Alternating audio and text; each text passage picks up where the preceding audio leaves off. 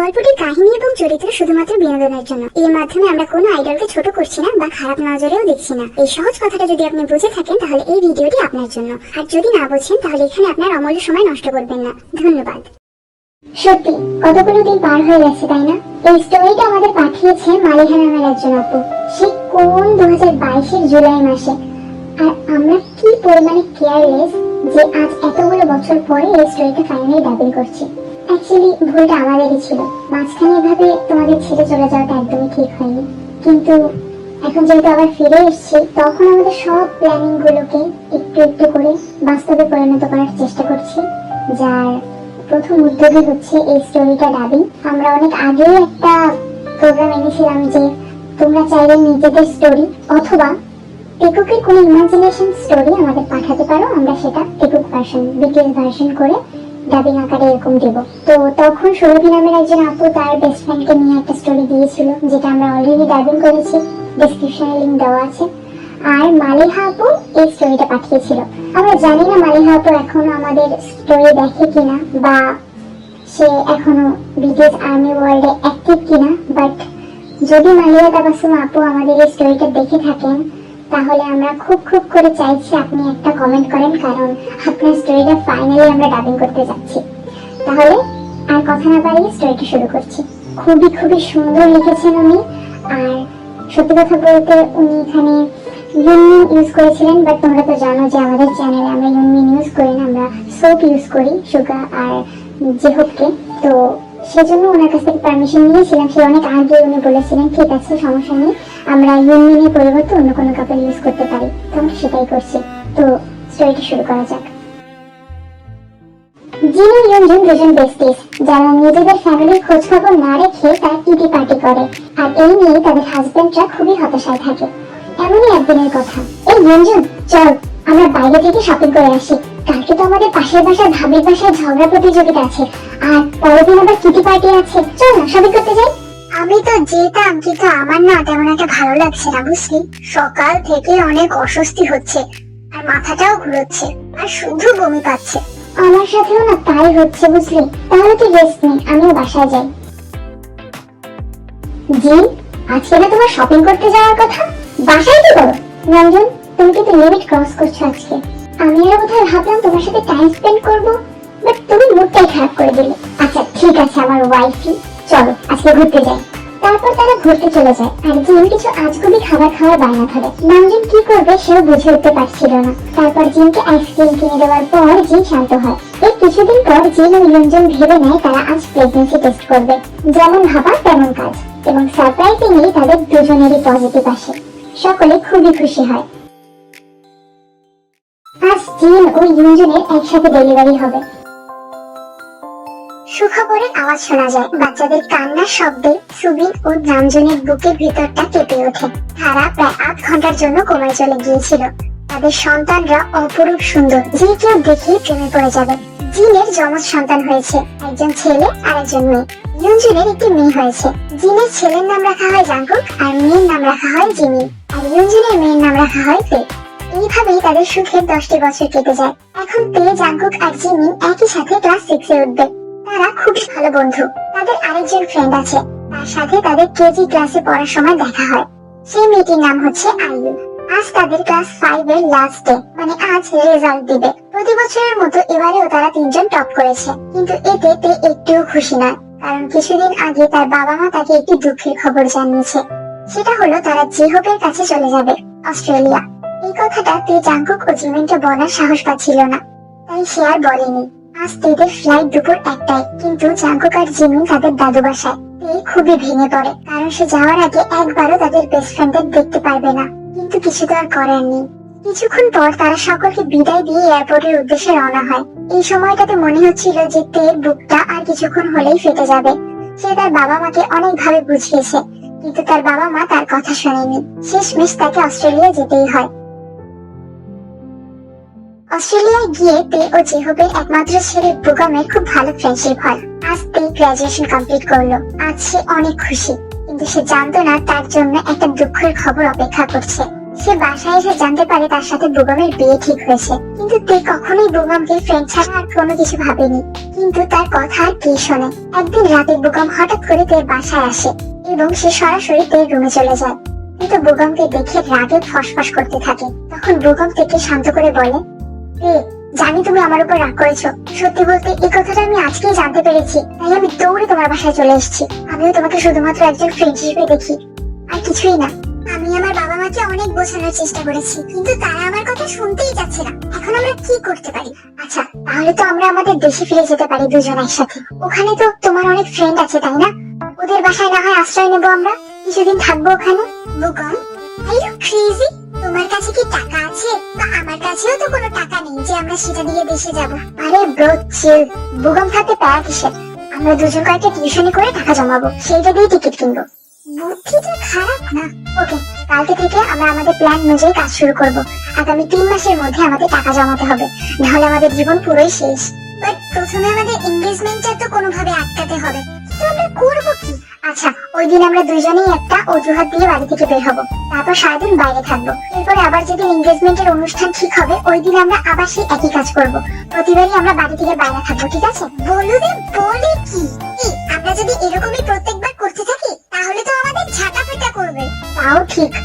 আচ্ছা ঠিক আছে, আমরা না হয় কোনো জায়গায় পালিয়ে যাব, কিন্তু ঘরে আমরা আসবো না কয়েকদিনের জন্য। এইভাবে তাদের দিন কাটে। তারা এনগেজমেন্টের দিন পালিয়ে পালিয়ে থাকতো।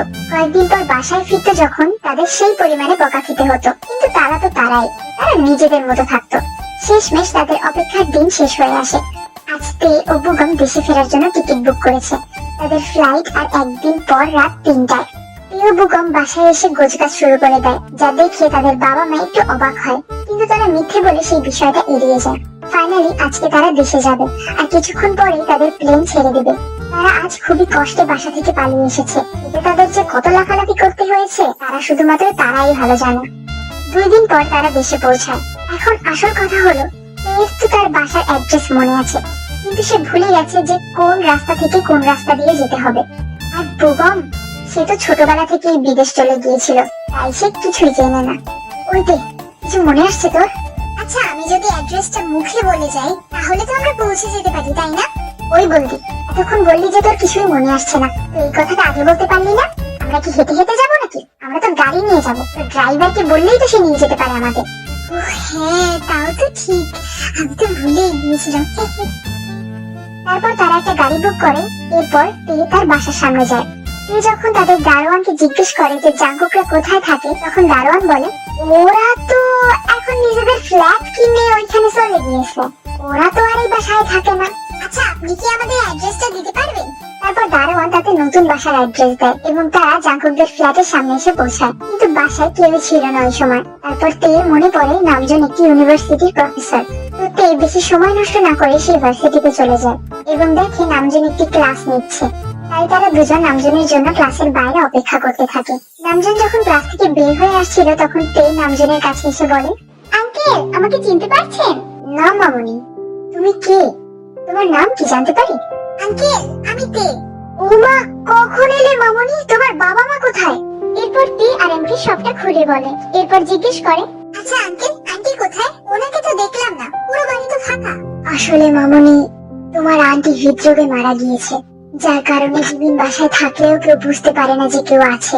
কারণ জিমিন মন থেকে এতটাই ভেঙে পড়েছিল ওর মায়ের মৃত্যুতে, ও মানসিক ভারসাম্যটাই হারিয়ে ফেলেছে। সময় মতো কিছু খায় না, সারাদিন নিজেকে একটা রুমের মধ্যে বন্দি করে রাখে। এটাকে নিয়ে আমি যে কি করবো আমি নিজেও বুঝতে পারছি না।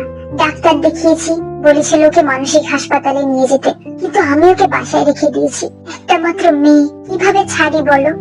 আঙ্কেল, আপনি কষ্ট পাবেন না, এখন আমি চলে এসেছি, আমি জিমিনকে সুস্থ করব। মা, তুমি তোমার সর্বোচ্চ চেষ্টা করো please. Hello sweet little hearts, ভিডিওটা যদি তোমাদের ভালো লাগছে তাহলে আমাদের চ্যানেলটাকে সাবস্ক্রাইব করো, আর ভিডিওতে লাইক, কমেন্ট এন্ড শেয়ার করতে ভুলো না কিন্তু। আর এরকম আরো ভিডিও নোটিফিকেশনের জন্য ক্লিক দ্য বেল আইকন। তারপর তারা তিনজনই নামজনের বাসায় যায়। এরপর তে জিমিনকে নানাভাবে সান্ত্বনা দেয় এবং তাকে সময় মতো খাবার খাইয়ে দিত। এইভাবেই আস্তে আস্তে জিমিন খানিকটা সুস্থ হয়ে যায়, কিন্তু তাও সে তার মায়ের কথা ভুলতে পারে না। এদিকে তে আর বেগমের বাসায় তো লঙ্কা কাণ্ড বেঁধে গিয়েছে। তাদের মা বাবা তাদের সারাদিন খুঁজেই যাচ্ছে, কিন্তু তাদের কোনো খোঁজ পাচ্ছে না। ইউনজিন দিনের অর্ধেকটাই কাঁদতে থাকে। সুবিনও তাতে কোনো কিছু বোঝাতে পারে না, কারণ তার নিজেরও এখন কোনো কিছু বোঝানোর শক্তি নেই। আচ্ছা, এখন তের কাছে ফিরে যাওয়া যাক। তুই আজই জানতে পেরেছে জাঙ্কুক আর আইও আজকেই কানাডা থেকে ফিরে আসছে তাদের মাস্টার্স কমপ্লিট করে। এই তো মহা খুশি, তাই সে এয়ারপোর্টে যায় জাঙ্কুককে রিসিভ করতে। কিন্তু সে জাঙ্কুককে চিনতেই পারছে না, উল্টো সে একজন হ্যান্ডসাম ছেলের উপর ক্রাশ খায়। আসলে সে জাঙ্কুকই ছিল। এখন কথা হচ্ছে, জাঙ্কুকও তাকে চেনে না আর তেও জাঙ্কুককে চেনে না। এয়ারপোর্টে কাউকে আসতে না দেখে জাঙ্কুক নামজনকে কল করে। বাবা, তুমি এখন আসোনি কেন? আমরা কি এয়ারপোর্টে দাঁড়িয়ে থাকবো? কেন?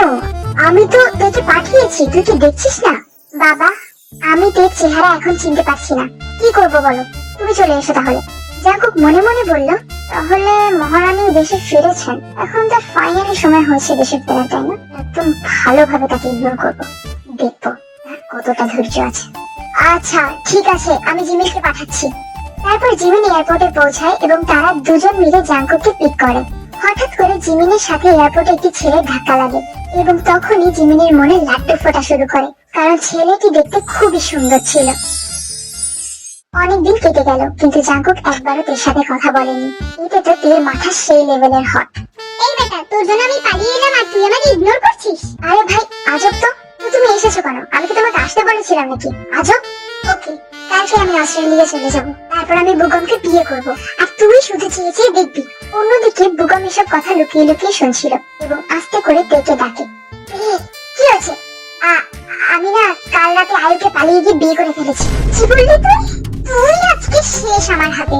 আমাকে না বলে বিয়ে করেছিস? সাথী ছিল কে? হ্যাঁ, জাঙ্কুক। বাহ, ভালোই তো। এবার তোকে আমার হাত থেকে কে বাঁচাবে? দাঁড়া তুই, এদিকে আয়।